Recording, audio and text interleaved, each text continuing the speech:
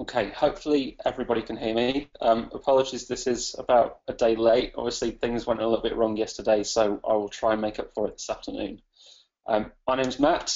I am really looking forward to be speaking at SEM Days in a week or so's time. I've never been to Romania, so it's going to be great to go and see the country and hopefully meet a load of new people.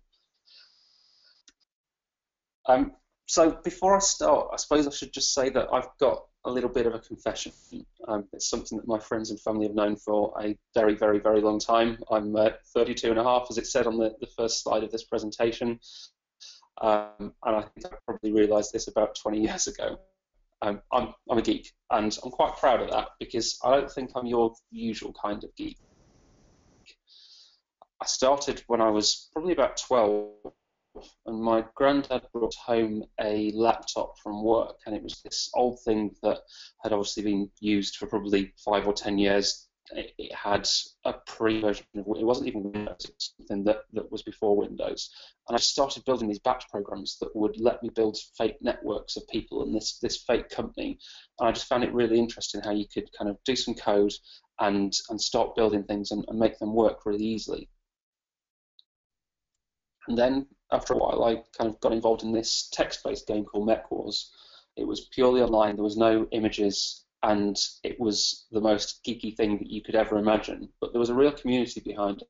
And I joined when there was probably 50 or so players, and got talking to the guy that had coded it. And he was even more geeky than I am. You know, he's a proper coder, and I believe still is to this day. And the really interesting thing was that from those 50 people, we built this game out and added things that built a community around it. And there was kind of IRC chat, so people were talking to each other while playing the game. And it ended up with a load of us going to London and actually meeting up, which was really strange back in the day. You know, it was not the kind of thing that usually happened. And there was a few thousand people who played this game consistently. I think there ended up being about 100 of us that met up in London as well. And it just got me really interested in how you can build these communities online, and how by being a geek and doing a bit of coding, you end up making all of these new friends and building that network. And then I kind of got a life. Got a girlfriend, I went to uni, I found the university bar, so, you know, beer, that doesn't help with productivity. And then I got a job, so I had even less time. And then Facebook appeared. And Facebook launched their platform so that you could link in with their API and build applications. My other half, she loves dogs, and we started off, I built this kind of crappy little game. It got a couple of thousand people playing it. It was making a little bit of advertising revenue, probably $5 or $10 a day, but never really flew. My other half said, make a dog game, and obviously I do what my other half says, she's the boss. And all of a sudden, we launched on the 6th of January 2008, and we went from nothing to around 150,000 players without any advertising spend. And that was purely from putting some viral channels in there and making this game work in the way that you want to invite your friends to play it. And again, building a community around what is essentially just a text-based game. Now, these dogs, they weren't anything special. They were just an image of a dog on a screen. They weren't even animated. And you can see the game there. You know, it doesn't look like the best thing in the world.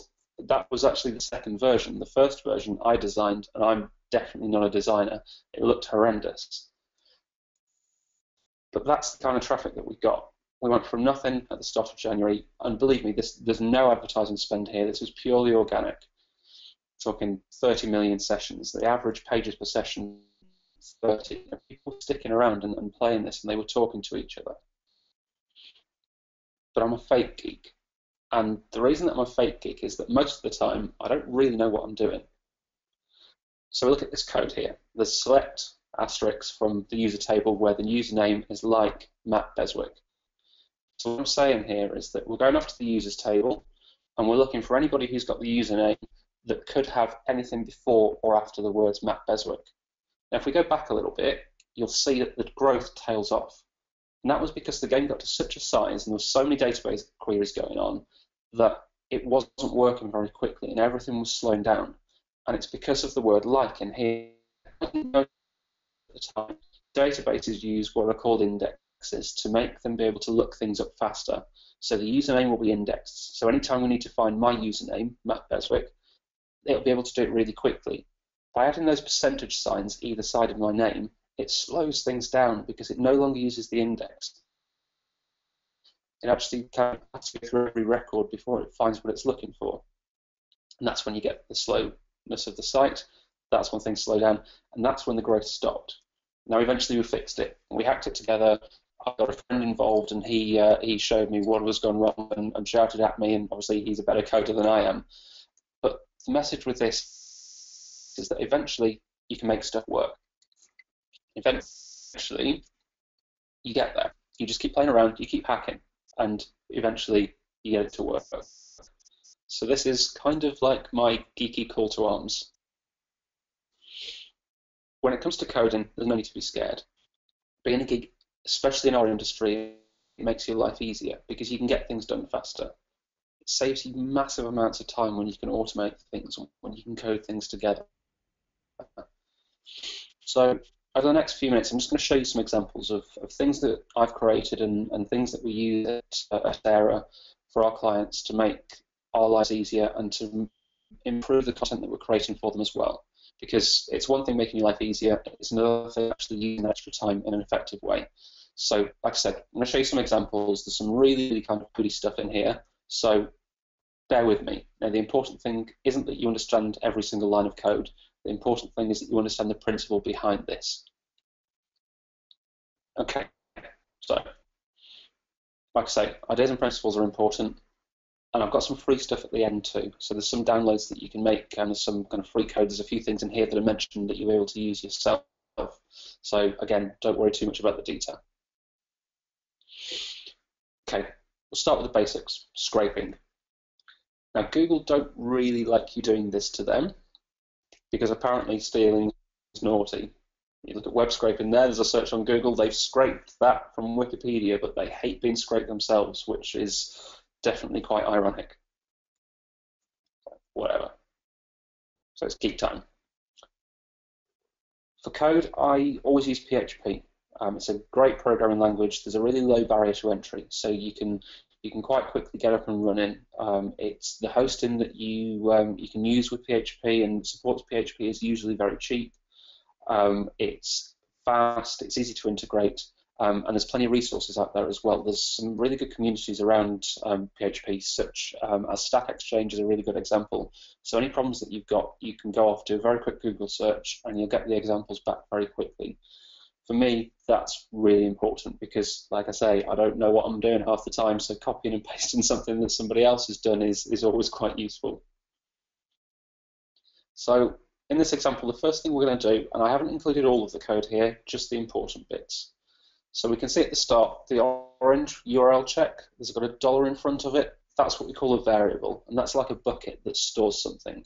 So what we're going to do is we're going to take a Google URL, google.com, and the search is where the queue is, which is scraping. PWS, that parameter there tells Google that we want to have non-personalized search. And HL equals EN is we're going to search in English. Now, there's loads and loads of other parameters that Google use. These are just a few different examples. When it comes to location as well, there's some kind of complex stuff that they're doing nowadays as well, so it makes searching from the UK to look for results in Australia a little bit more difficult if you're automating things, but these are the important ones and will be enough to get going. From that, we take the URL that we had before, so google.com search equals blah, blah, blah, and we create another bucket, which is called HTML. And inside that HTML variable, we'll use file get contents, which is a function inside PHP. Now, a function is something that makes our lives easier. So what this says is that we want to go off to that Google URL, we want to get all the HTML from the page, we want to drop it into our storage bucket. After that, we're going to use another function called load to HTML, and we're going to use another bucket, and we're going to put it in that. So all we're doing here is we're making sure that the coding that we've done can understand the HTML that we've dragged in. And then we convert to something called XPath. XPath basically allows us to take a HTML page and cut it apart and pull out the bits that we want. So what we're doing here is we're trying to find the URLs, and XPath will let us do that.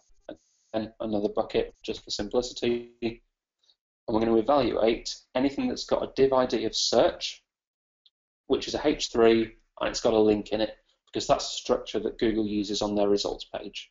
So what we've done, gone off Google, HTML, we hacked it apart, and we're going to put the URLs into our variables. So we've got the 10 URLs from Google. We've scraped the page 1 for that search. We've got 10 URLs. Brilliant. Well, not really, because actually we could have just gone to Google, done the search, and it's exactly the same thing, just a little bit of copy and paste. The power comes when you do this en masse. So imagine being able to take 10 pages, 100 pages, 1,000 pages really quickly and pull back in this information.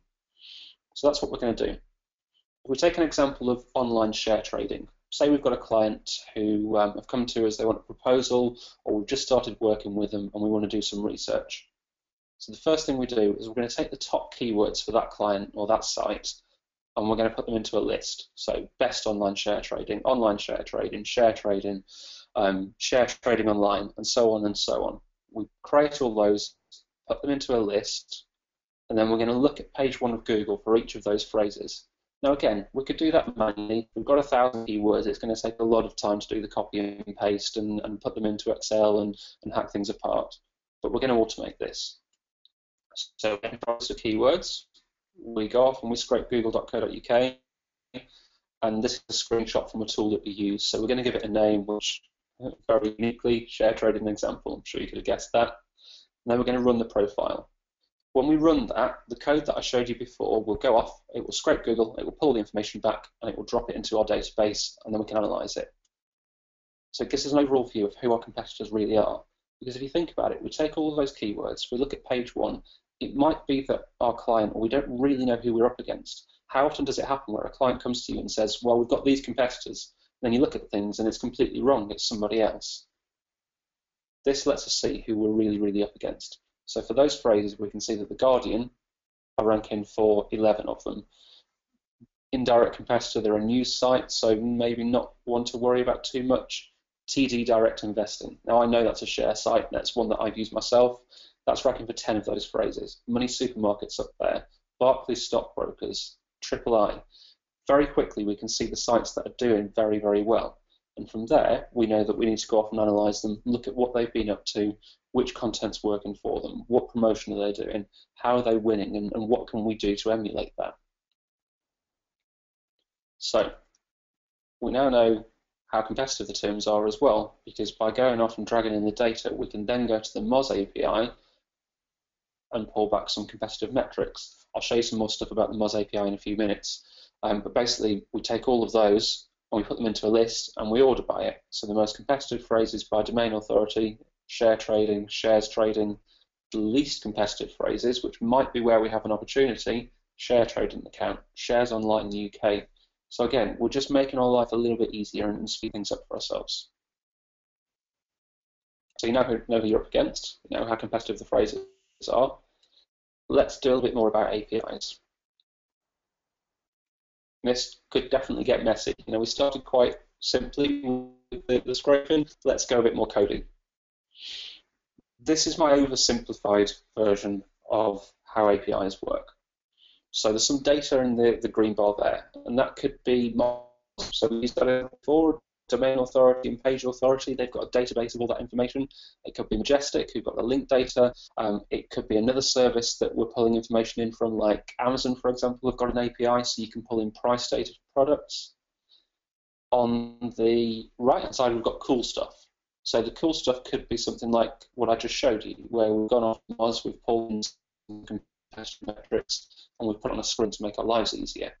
Now the bit in the middle is our code. That's what says, right, we've got this data over here, let's pull it in and let's do something with it, and then let's kind of kick this cool stuff out on the other side. This isn't just for geeks. Anybody can definitely learn how to do this, but knowing how to code definitely helps. If you want to learn any kind of programming, there's two services that I'd recommend. Treehouse is great, and so is Code Academy. They are subscription services, and you can learn pretty much anything on them, but Treehouse in particular is great for coding. So whether it's PHP or ASP or whatever it is, or basic HTML, sign up, a few dollars a month, and you can go through the online courses. I actually learned from a book. This is a long time ago now, but there was the Learn PHP in 24 Hours books, and I went through every single chapter one by one over months and months and months. Definitely not 24 hours, but it's a lot easier now because you can get the examples a lot faster. There's, like I said before, the community's out there. So if you do want to learn this, those are great sites to go to. Okay, so this is an example of how to build an API REST. The first thing we're going to do is go to the start of the URL. So Full Contact is a service that lets you pull in contact information for anybody based on their email address.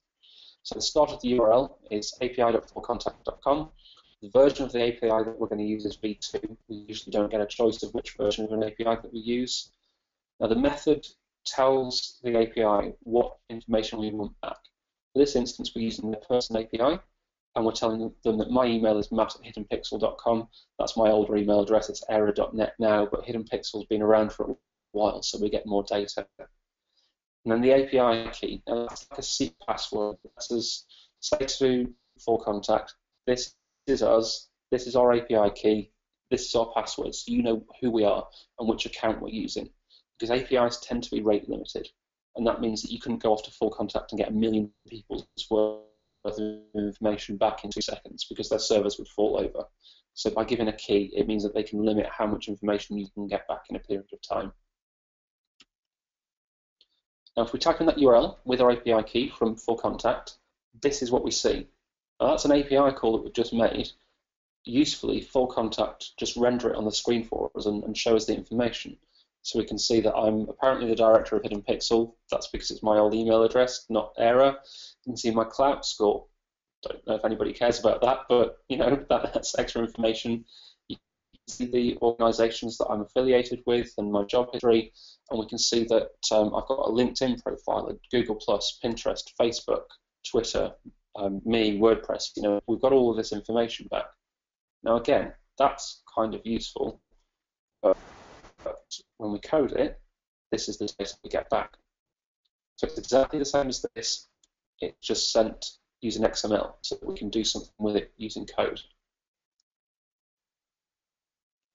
So doing this for one URL or one person, not powerful. What if we did multiple people? That's when you start to learn things. So let's think about the Twitter API. So you can go off to Twitter and you can pull in tweets just by running a search, just like you can by going to the site. Now, what about this done for some SEOs? So we'll take a list of Twitter handles. We've got myself in there and Elijah and a few other people. This is from a conference that I spoke at a little while ago. And we're going to pull in all of their data and we're going to look at their tweets and we're going to analyze them. So we'll take the last 200 tweets for each of those people. We'll pull it into a database, and then we'll find out what sites they're tweeting. And we can see there, we've got some data back about those people. So how many tweets they've made, how many people are following them, how many followers they've got, what their URL is on their Twitter profile, and the social authority in the right-hand column there, that's pulled from follower rank. So it gives a rough idea of how authoritative that person is. So again, think about clients. If you know that you have a client in the education space and you've found 500 or 1,000 potential influencers that you want to get in front of, how do you know who's the most powerful of those? There's a really good way of doing that. We go to Twitter, we pull in the information for everybody, we pull in the social authority, put it into Excel, and then we work out who we're going to get in touch with. We've already got their website there, so that makes our life easier.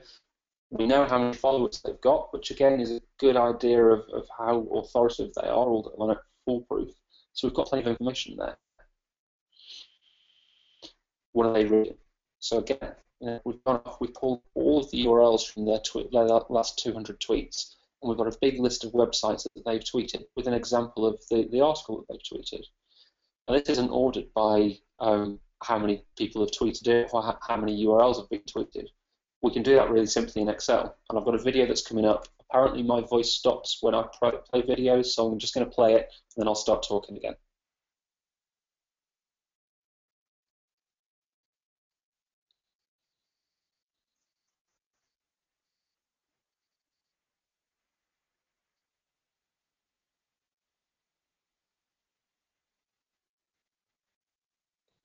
That played, everybody can still hear me. So what we can see there is that we've taken a list of sites, and we've ordered by the number of people that are tweeting URLs from those websites. Now, Twitter, YouTube, Google.com, not that interesting.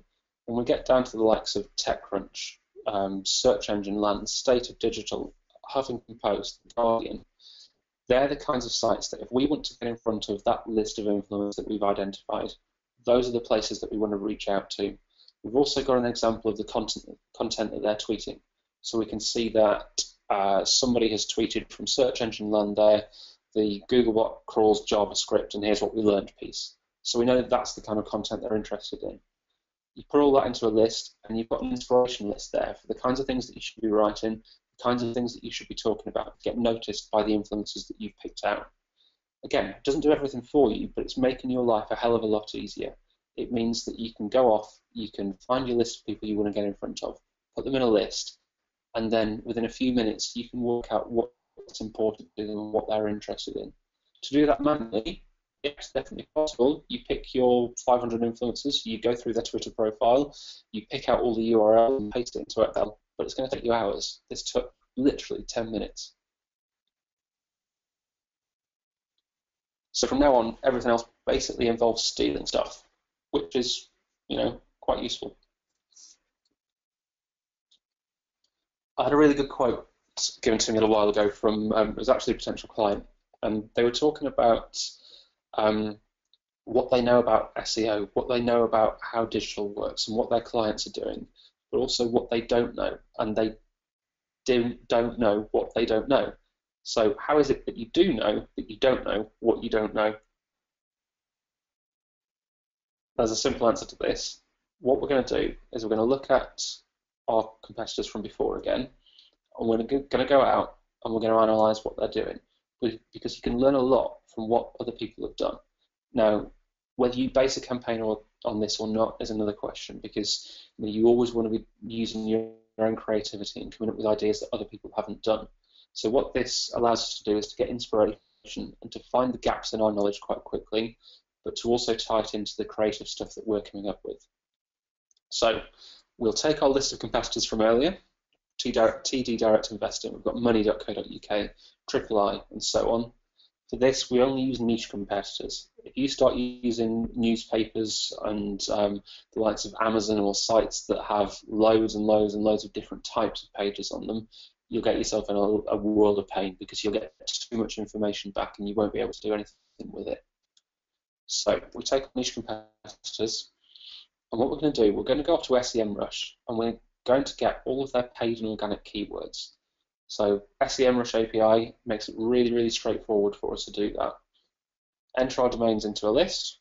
Which country is it that we want to look at? SEMrush lets you pull in keywords from the UK and the US and so on. Do we want to check they're paid or organic or both? We give it a name, we confirm the request, and again, our code in the background goes off to SEMrush and pulls in the data. Now here's an example API call. So type domain organic or domain or both, which is what we're using at the moment. The key, again, our password, our API key, the number of keywords that we want to return for each domain. Now I've set this to 100 at the moment. What I would probably usually do is start off by setting it to 50 or so, see which sites have got really generic keywords that we don't want, get rid of them, and then for our really niche ones, we pull in a couple of thousand for each if there was that many. The export columns lets us tell SEMrush which columns we want to get back. So it doesn't really make any sense when you look at it like this, but things like you can get CPCs from SEMrush, the URL of the page that's ranking for a certain keyword, and so on and so on. We're specifying the domain that we want to go off to, so selftrade.co.uk is where we're going to pull the data back from. And again, which database? So we had it here before, we showed UK as the country that we want to use. That's the database for SEMrush. Again, do this on maths. and that's what we get back.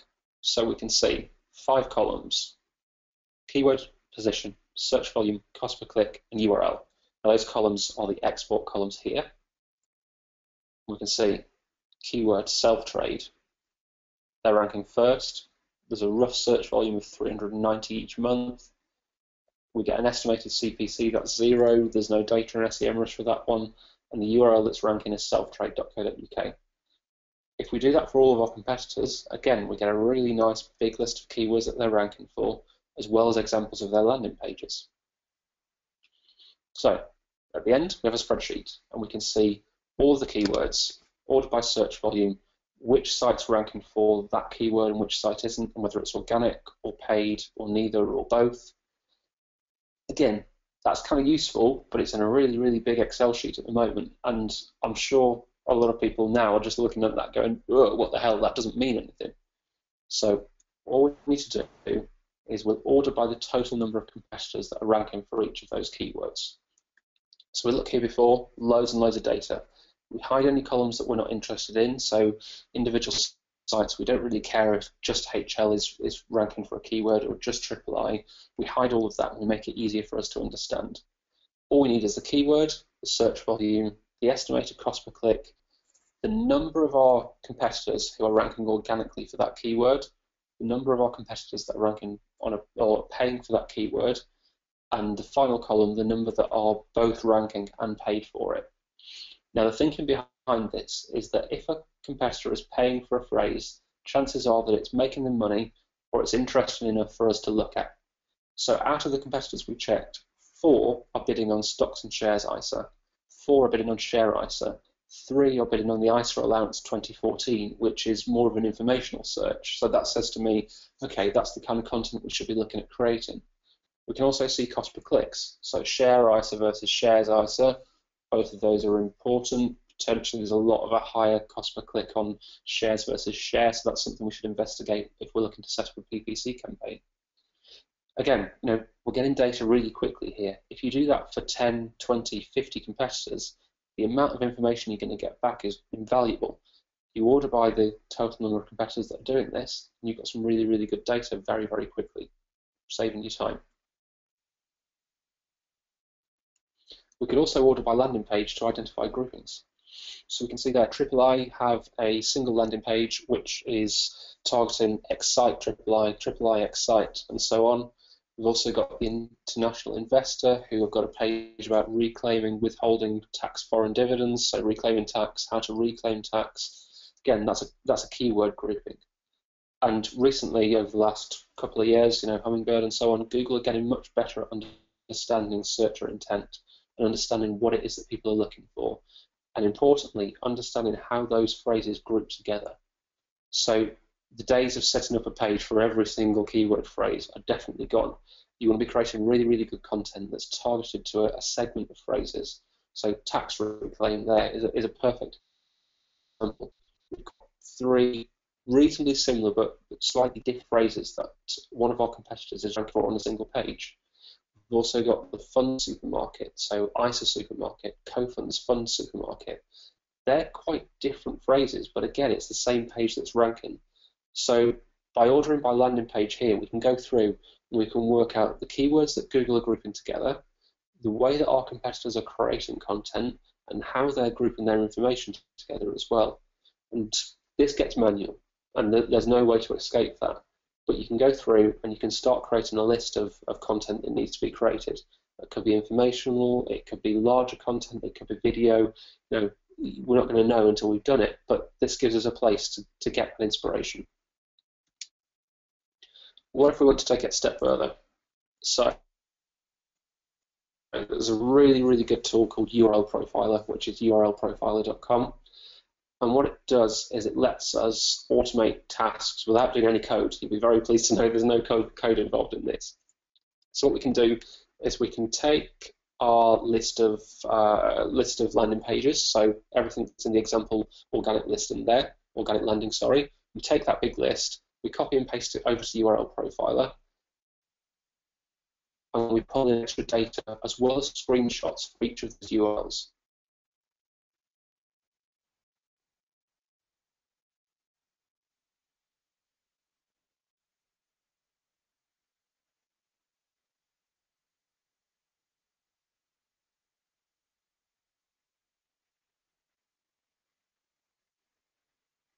So we can see that process. I'll stop talking because I know video messes my sound up.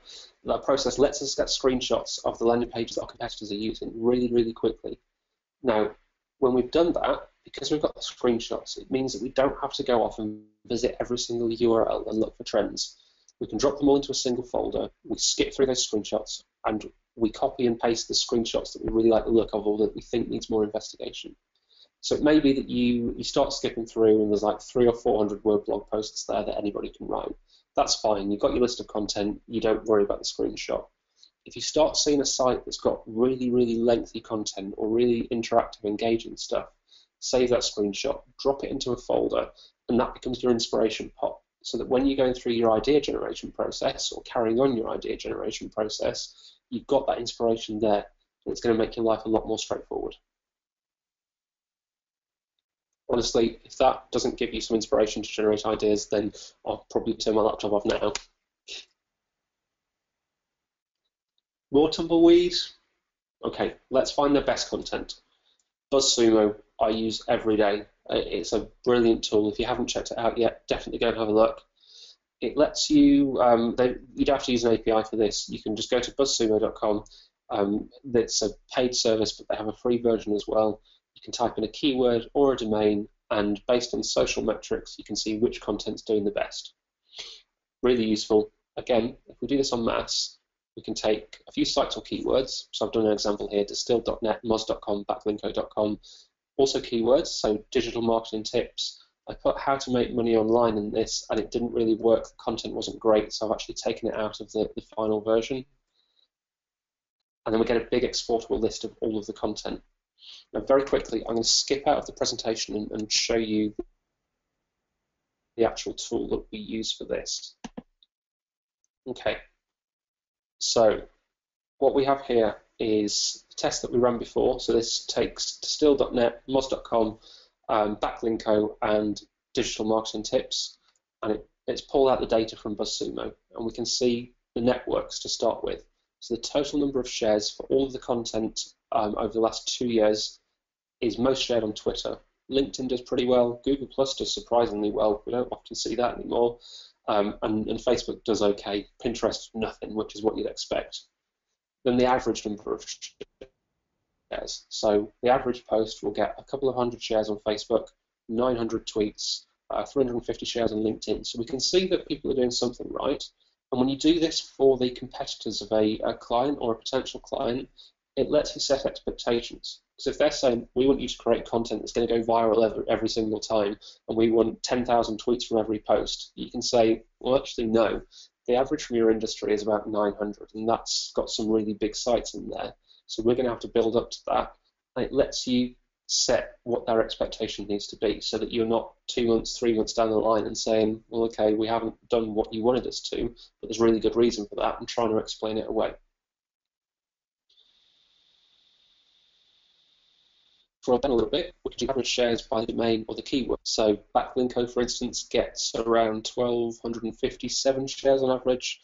Posts about digital marketing tips get 600 or so shares. Distill.net, 330 shares. Moz.com kills it, 4,500 for each one. Scroll down a little bit more, and we can see the top 50 posts based on the social metrics. So backlinko there, the Google ranking factors post that Brian Dean created, 14,000 shares. On Google Plus, 1,800, 6,500 tweets. You know, that's the kind of thing that we can really work with. We go and look at his post. We look at what he's done right. Is it something that we can improve upon? What kind of people are commenting? Not something that we can improve. Now, I'm concerned against it because to be honest,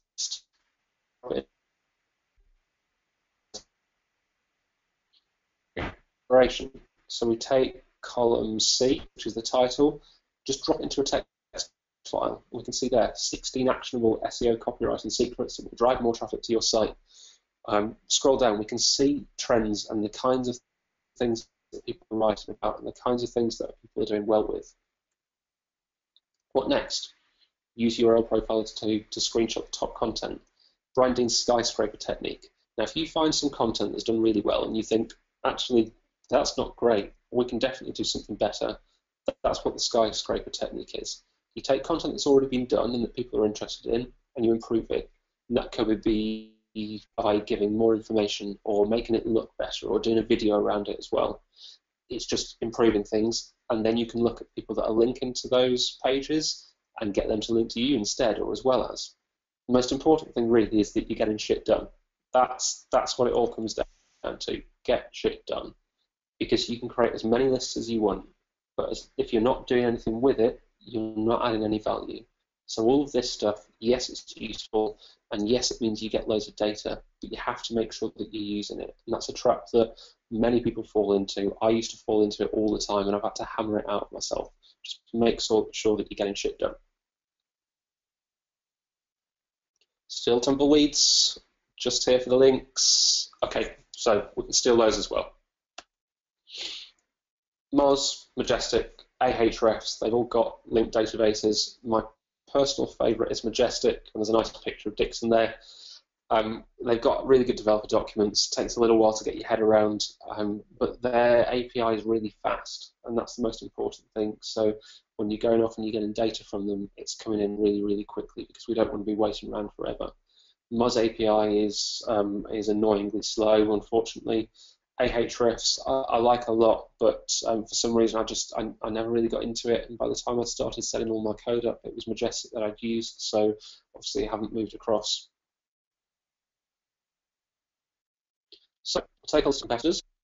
Again, what we're going to do now is we're going to use the Majestic API. We're going to go off and we're going to pull in their links. In the background, we're giving the item inside the Majestic API call is the URL of the page or the site that we want to get the data for. The data source, Majestic have got both a fresh and a historic index. Historic's just got more in there, and it's built up over a long period of time. Fresh is more likely to have the newest, most active links. Mode equals 1, no idea what that does. It was in the documentation, just copied and pasted, so we'll leave that as it is. The count says how many URLs or how many links we're going to pull back in. The maximum is 10,000. You can set that to anything below that you want to. The maximum source URLs per ref domain, that tells Majestic that we only want one URL or one example URL per domain that's linking back to our competitors. And we do that because we don't want too much data. We don't want to say, right, we want every single link from every single site that's linking to our competitors, because you're just going to have too much data in your spreadsheet. The maximum number of same source URLs, again, we set that to 1 because it means that we're not going to get masses and masses and masses of data. The API service that we're going to use, Majestic, we're setting up our API key and we're telling Majestic where we're going to go to, and then we're doing the response. So we're going off, we're going to Majestic, we're doing a load of coded stuff, and we're pulling data back in. And this is what we get.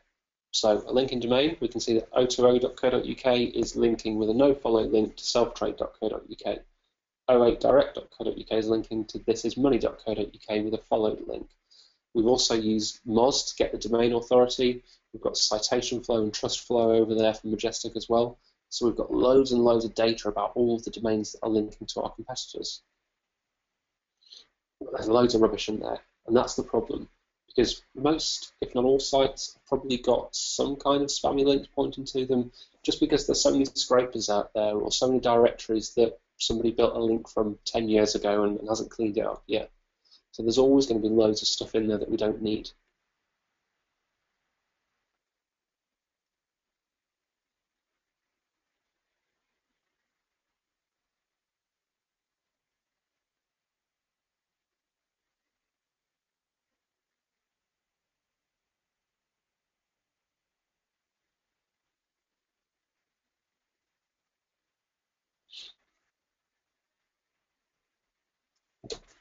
That video is the way that we're going to make this useful. So we've filtered by domain authority to only find links that are above a certain level. We're ordering by total again, and if you think back to earlier, this is the total number of our competitors that Moneybeta or Trade to Win are linking to. So we know that 6 so Trade to Win is linking to 6 of our competitors. It's got a domain authority of 51. An example link that it's pointed into is tradetowin.com/boards/resources. So they're linking to some information. They're linking from some information. And the target page they're going to is a pay and investment detail page. So we know that Trade to Win are quite likely to say yes to linking to us because they're already linking to very, very similar sites. We know they've got a decent domain authority, so it's the kind of link that we want to get. And we know that they're creating information because they've got an educational resources section there. So that goes straight onto our outreach list. We're not done yet though. We copy sites that are linking to 2 or more, or 4 or more of our competitors, or whatever level we set it to. We fire up URL Profiler again, and we pull in loads of extra information. So we can see there we can pull in social shares, the HTTP status of the page. So it might be that we're doing some broken link building, whether it's indexed in Google, the site types that are linking through. We've got content analysis there as well. So uClassify lets us work out what those sites are about. And then we use that data to rate each site. Manual process, yes, but based on the social shares and the type of site that it is, we go through and we give it a priority as to how soon and how important it is that we reach out to that site. We then upload into BuzzStream, and if you're not using BuzzStream for outreach, then I hope you're using a different similar tool because it will save you a lot of time. If you haven't familiarized yourself with BuzzStream yet, it's buzzstream.com. Definitely worth a look, but it basically allows you to create email templates and do outreach to websites very, very quickly without sending a single email again and again and again and again. It also lets you track it, so relationship stage, whether you've just added them, whether they're a friendly site, whether you're talking to them, whether they've actually linked to you, and you can store all that for future campaigns. BuzzStream actually have an undocumented put API, so if it is something that you're interested in, then reach out to them. I'm sure they'd give you access if you are a paid subscriber. I've got an outsourcing guide as well, which allows you to scale outreach quite quickly. It's mattbeswick.co.uk/outsourcing guide, and it basically talks about the easy bit, which is probably 90% of what we do, and then the yellow bar there shows where we add the most value, and that's kind of our really creative thinking part. So outsourced, anything that you can accurately define or is process driven, that's right for you to outsource to, whether it's lower cost resource or just somebody that isn't you because you don't want to do the boring stuff. And then you do the things that need creative thinking or involve speaking to the masses, because the last thing you want to do is let somebody you're outsourcing to speak to all of your customers or all of the sites that you're potentially going to be trying to get links from, because that's kind of asking for trouble.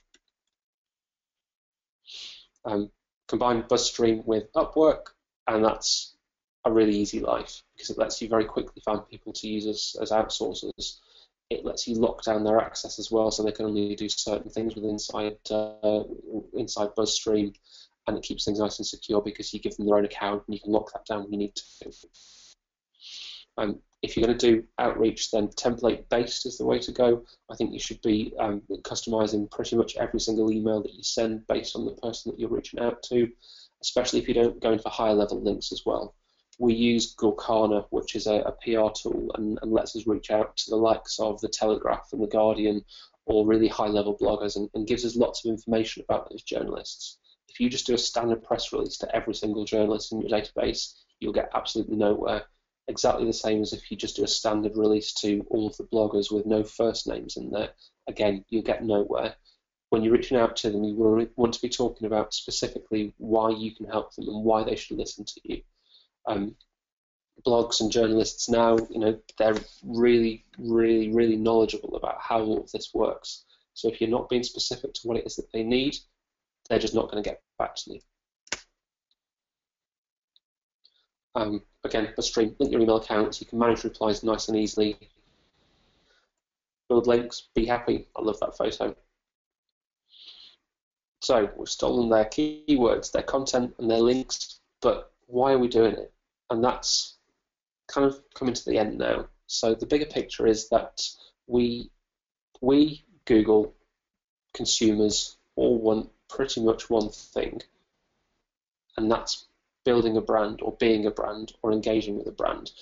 You ask any normal person and they won't say, oh yeah, I want to talk to brands. When you ask them where they buy from, it will tend to be places that are well known because they trust them. And if we think about that word trust, that's what Google wants. If you do a search on Google, they want you to see a list of results that you know you can trust. If not, you're not going to do that search and you're going to engage with Google less. You're going to be less likely to click on their ads, so they're going to make less money, which we all know is what Google wants. So the brand and the trust, that all kind of combines together, and that's what we need to be building. By creating content or outreaching or doing building strategies or whatever it is that we're doing as SEOs and digital marketers, we need to be thinking about our clients as brands. And that doesn't mean that they're all kind of blue chips or massive corporations. Even local plumbers, for instance, they need to have a brand. They need to be trusted. And that's what should be at the back of your mind. How is my content, how is the work that I'm doing helping to build a brand?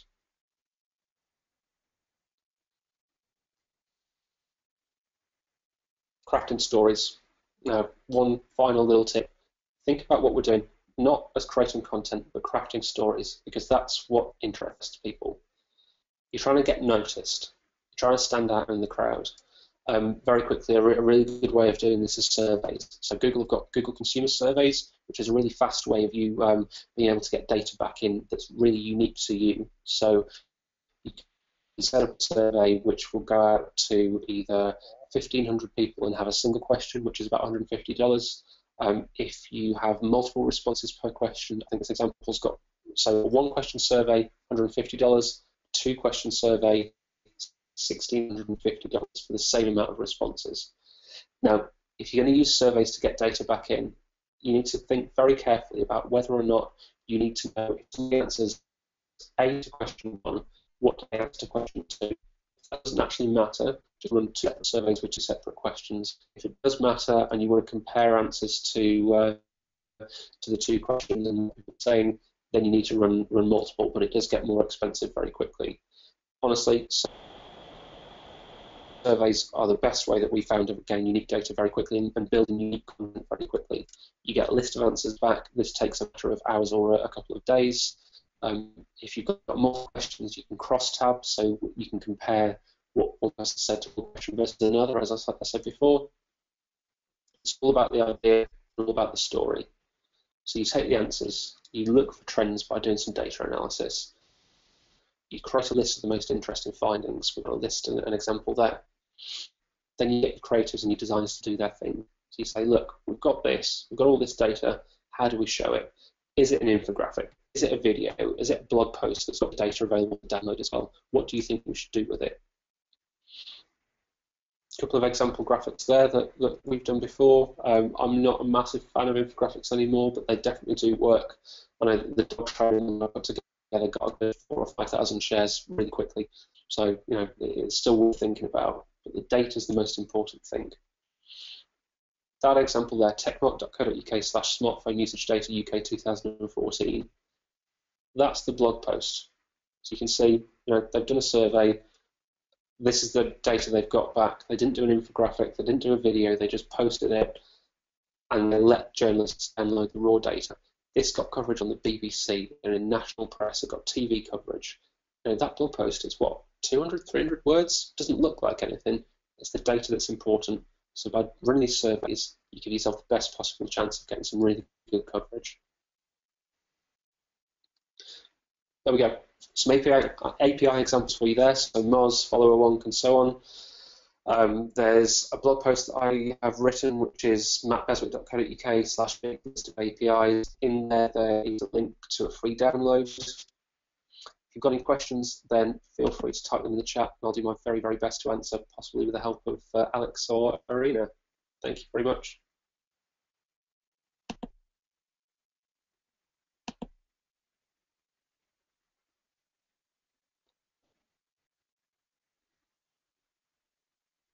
Amazing webinar. This is Alex, and actually, yeah, we have just a couple of questions. So the first one is it's from Maria, and she's asking, what tools do you recommend to use for competitors analysis if you are not so geeky?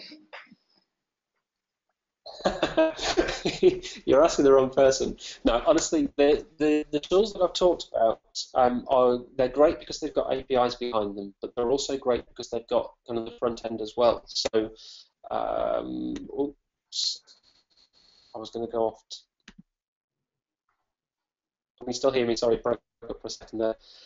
If you look at BuzzSumo as an example, We are missing you a little bit. Competitive analysis. Okay, I will stop using the internet because obviously that's the numbers. Yeah, when you browse, it's just starting to become some gaps in sound. Okay, all right. So to answer the question, BuzzSumo is a really, really good tool for competitive analysis. I mentioned it earlier with the API, but use the user interface they've got as well, so that just their site, you can type in a domain or a topic, and it will give you content ideas. So that's great. For competitive link analysis, I would say Majestic.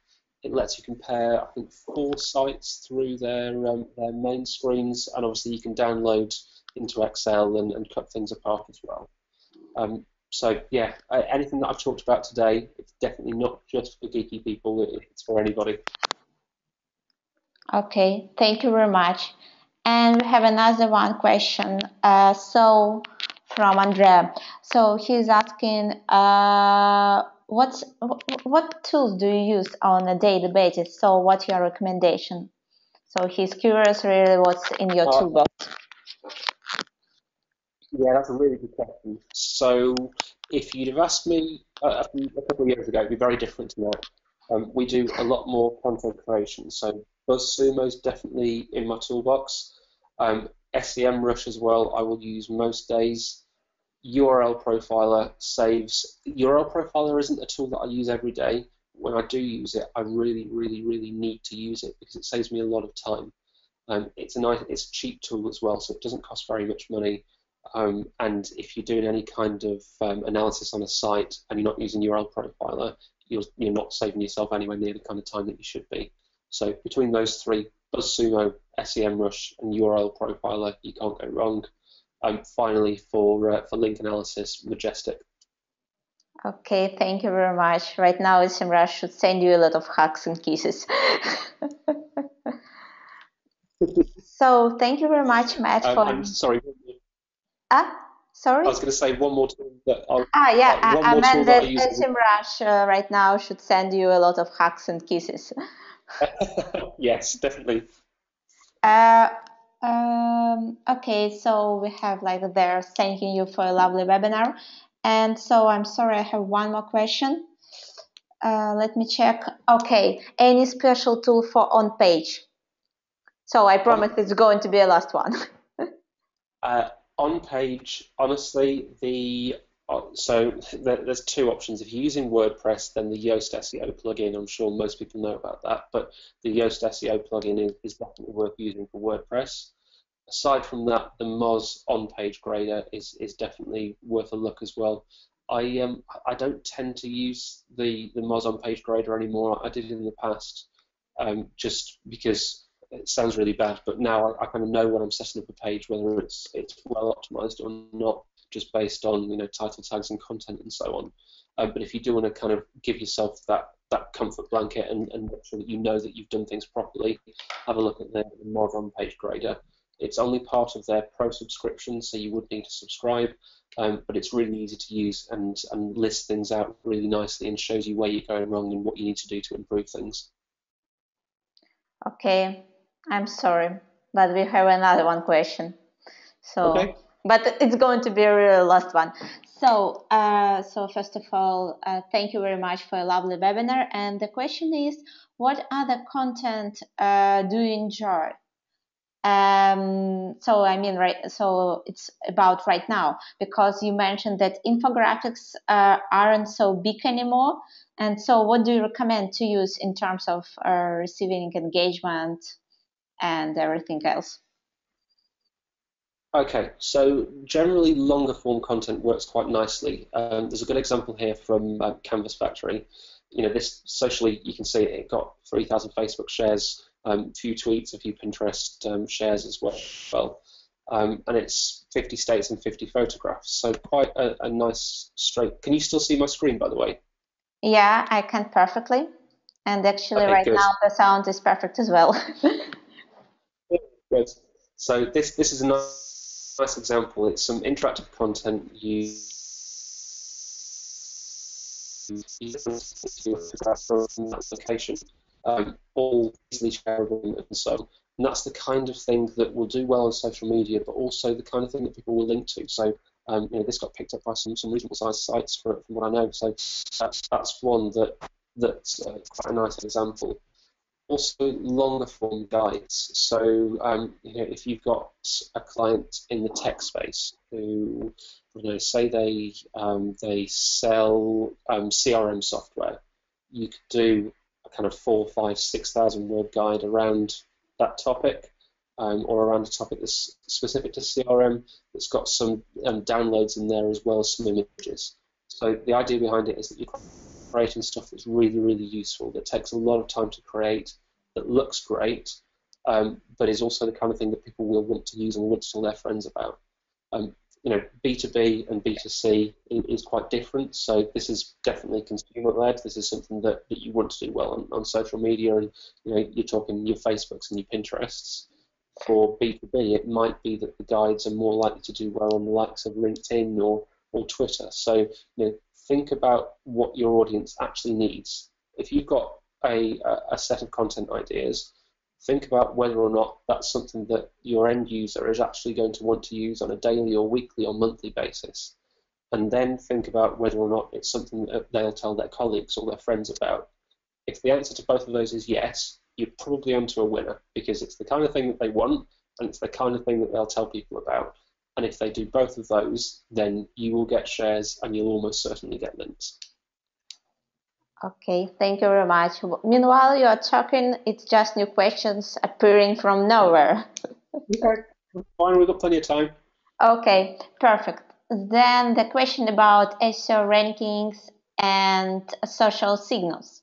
So do you think that social signals are really important for SEO rankings like G+ and Twitter, so on? Oh, that's a horrible question, because whatever I say, somebody will disagree with me. My personal opinion is no. I don't think that that tweets or so Google Plus shares, if one of your friends shares something on Google Plus and you're both logged in and you're linked on Google Plus, then it potentially means that you're more likely to see that content on the search results page. I think that's true. When it comes to Facebook shares and tweets, I honestly don't think that makes any difference to how Google are ranking organic search results. I'm not saying that won't ever happen. I think it's fairly unlikely that it's going to be a major indicator anytime soon. If it is part of the algorithm already, it's a really, really small part. I don't think that they need to use them yet. I think that links are still a good enough indicator. And if we look back over the last 2.5, 3 years with Penguin improving the algorithm based on links, I think we can see that they're still using those quite strongly. What I do think they're using is the quality of content, and I'm sure I'd be surprised if anybody disagrees that they're using content and quality indicators really, really heavily. So if you're creating really good content that is doing well socially, that says that you're actually creating really good stuff, and therefore it's more likely to rank better. I think that's what's happening. So there's a couple of studies where you can see that content that's got loads of tweets is ranking well. I don't think the tweets mean it's ranking well. I think the content is great, so it's got tweets, and the content's great, so it's ranking well. I don't think the two are linked. Okay. Yeah, personally, I totally agree with Matt. Actually, I think it's just they may affect, but indirectly. I mean, it's not about just some signals like, keywords or backlinks profile. It's just something which brings engagement, directly to your page. And if you're really good in social media, it's going to bring more users, more traffic, and then it's going to affect. But it's just a long chain. And yeah. I'm sorry. Go ahead. No, I was just agreeing with you. That was all. Sorry, carry on. Oh, yeah, okay. So, yeah, and the follow-up question to this one, that's, well, you were talking about quality of content, but how can you understand or measure that this one was a quality piece and this one was a total fail? Oh, another horrible question. All right, so this comes down to expectations. So if you have a client and so you've got a client who's in a really, really competitive industry, like, I don't know, gambling or casinos or betting or something like that, what you will find is that they have lower expectations than somebody who's in maybe a B2C role who wants loads and loads of shares and loads of tweets with every single content piece that you do. Success is completely relevant to what it is that you're working on. So, it may be that 4 links from really good sites, that's a really successful piece. It might be that 50 links from some okay sites, that's also a really successful piece. Or it might be that you don't actually want links, you want social shares. So you're trying to get as many of those as possible, and you set boundaries based on what it is that the client wants, what it is that you want to get out of the content that you agreed jointly with your client, and what it is that you need. So unfortunately, there's no right answer to that. What I would say is, you've got a quality piece of content when you can say hand on heart that it is the best page on the internet for the topic that you are talking about. So if we can say hand on heart that we've just created the best guide to CRM and there's nobody else that comes close to it, we know that we've created a quality piece of content. If it's in the top 3, again, we've probably created a good piece of content. So you're always trying to make your page the best it possibly can be. And if you can honestly say to yourself that and you feel proud to share it, that's when you know you're onto a winner. Okay, sounds good. Thank you very much, Matt. Greatly appreciate it. And so right now it's really last one, and that's a tricky one. Okay. That's about how much you pay for all your tools per month. If you remember, if you do some kind of financial calculations. Yeah, so let's have a think. Actually, meanwhile, I can talk about my, because I've recently calculated it. Right now, I pay around $600 per month because I use RivalIQ, which is extremely expensive. It costs $200, and I highly recommend it to everyone who is doing a competitive intelligence in social media. Just grab this tool, and if you have customers, you can just do all your reports in one click, and it's going to show you how you do compared to your competitors. And if you do better, then no questions at all. So highly recommend. Yeah. I would guess that we're in the low 1,000 mark between everything. We use a few different tools for reporting. There's the likes of BuzzSumo and Majestic and Moz and so on. So I would think somewhere between $1,000 and $1,500 a month is probably where we are. Okay, and what is the most expensive tool you use? I just curious because I just shared my experience and I'd love to compare. It's actually the reporting tool that we use, which is dashthis.com. Because of the number of clients that we work with, we need quite a high subscription to that, so it gets quite expensive. Okay. The good thing about DashThis is that it automates a lot of your reporting and makes life a lot easier. So, if you think you're spending 2 hours on a client report, DashThis probably means that you can spend more like 20 minutes. So it saves enough time for it to be worthwhile. I think that's the key with tools, isn't it? You could pay $5,000 for a tool. If it means that it's saving you $10,000 worth of work or time, then it's worth it. It's the tools that you pay kind of money for, but they don't actually get used or you don't do anything with. That's when they become a problem. And SEO and digital marketing, there's so many tools out there that everybody's pushing, and everybody has their favorites. And there's always a risk that you end up using everything but not using anything very, very well. So I try and keep it quite focused and keep I think we've got probably 5 or 6 different tools that we use pretty much kind of every day or every week. And then the one that I showed you before, this is our dashboard, or part of the dashboard that we put together, and that combines some internal tools that we've got, so search profiles and link profiles and so on, that we will use all the time and makes our life a lot easier. Okay, yeah, that's my sense. Especially if you know how to code and you're just pretty geeky, you can just use APIs and let's say Google spreadsheets, and it's going to save you some money as well. Yeah, exactly. Yeah. So that's all for questions, I believe. And so thank you very much, Matt, one more time. Have a lovely evening. Thank you, everyone, for joining us today, and see you at SCM Days just on next week. So it's greatly appreciated. Take care and have a lovely evening. Bye-bye.